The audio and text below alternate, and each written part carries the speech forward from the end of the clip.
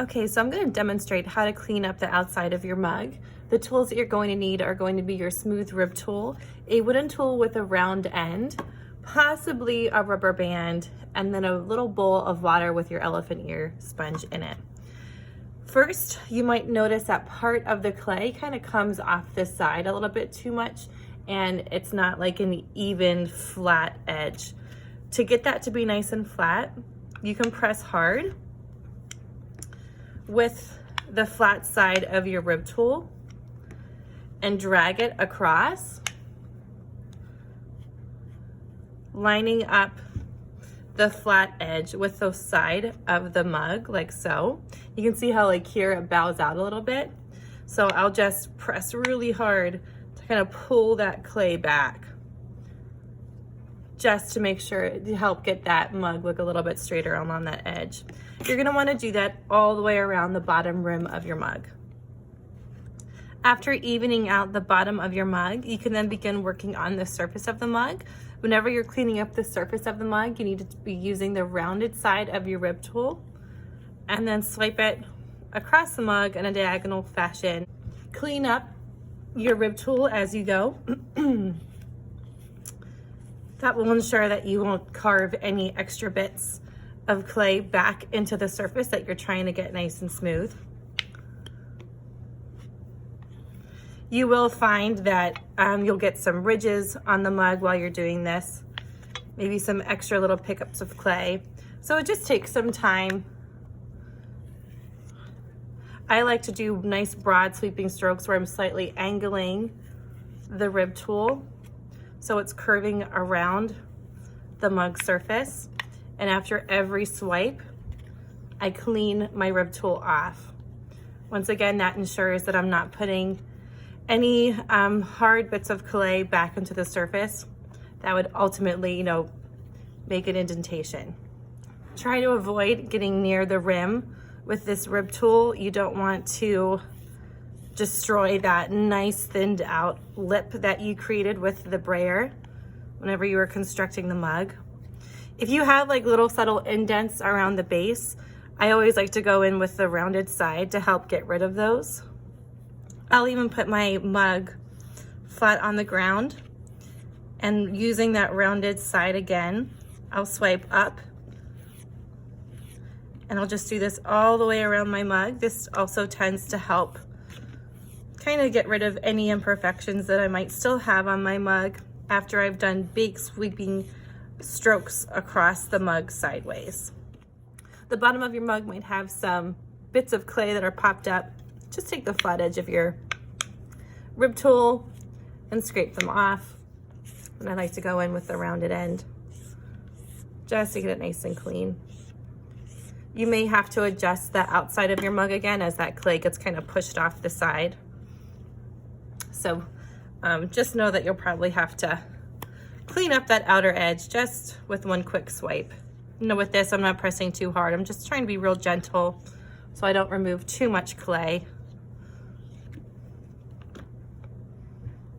And then I can take my elephant ear sponge, squeeze out all the extra moisture, and then just drag it across the bottom and around that bottom rim to get it to be nice and smooth.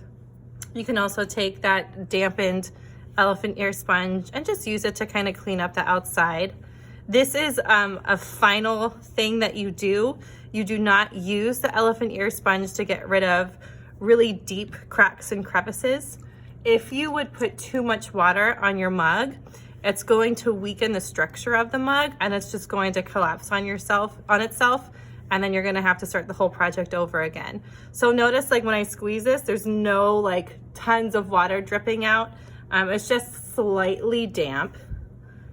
And this is just kind of getting rid of any minor bumps that the smooth rib tool may have created whenever I was swiping it across. Now, to clean the inside, if your can is still on the inside, take the paper towels out of the can, take your fist, put it inside the mug, and then squeeze your fist to kind of expand it out.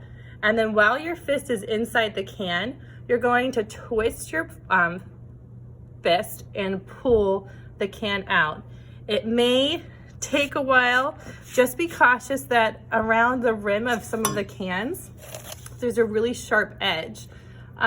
Don't put your fist next to that sharp edge because you'll cut yourself. I've done it before. So make sure your fist is inside the can, away from the rim. So when you twist and pull, you won't hurt yourself. So the first thing that you guys can do is start cleaning out the bottom. So I'm taking a rounded wooden modeling tool and I'm just getting rid of any like lumps of clay that I have around the bottom interior part of my mug. I'm then going to take this tool and where I have my connecting point of my slabs, I'm going to drag it across that seam to help blend that seam into the rest of the mug. If you see like rims of your like can on the inside, you could also take this wooden modeling tool and drag it over top of the rims that you're seeing to kind of get rid of that. If your hand is small enough, you can take your elephant ear sponge. Once again, I'm squeezing out all of the extra water. And then I'm just going to just gently drag it across my rim to smooth that out. This is still not perfectly blended, so I'm just gonna scrape a little bit more of that clay away because I don't want people to know where my seam is. And then supporting the outside of my mug because I don't want it to bow out. I'm just going to be taking my elephant ear sponge and dragging it along the inside of my walls here to make them nice and smooth. Now, say for instance, God has blessed you with big sized hands. What you can do is take your clean elephant ear sponge. So I'm going to clean it off, squeeze out all that extra water, wrap my elephant ear sponge around the bottom part of my wooden modeling tool. Then I'm going to take that rubber band that I mentioned at the beginning of the video, and I'm going to wrap it around my elephant ear sponge. And now I can take that and clean out like the bottom inside of my mug, making sure that's nice and clean. And that's a much easier way of getting in there without destroying the mug with your hand. Just make sure that this is not sopping wet and that you're only using this as a finishing technique to kind of get rid of any last bumps and stuff that you might have on the mug, and not as like your end-all tool to get rid of all of your imperfections. If you over wet your clay, it will slump and just collapse. So there we have it, a nice clean mug, and you'll be ready to start sculpting when we come to class tomorrow.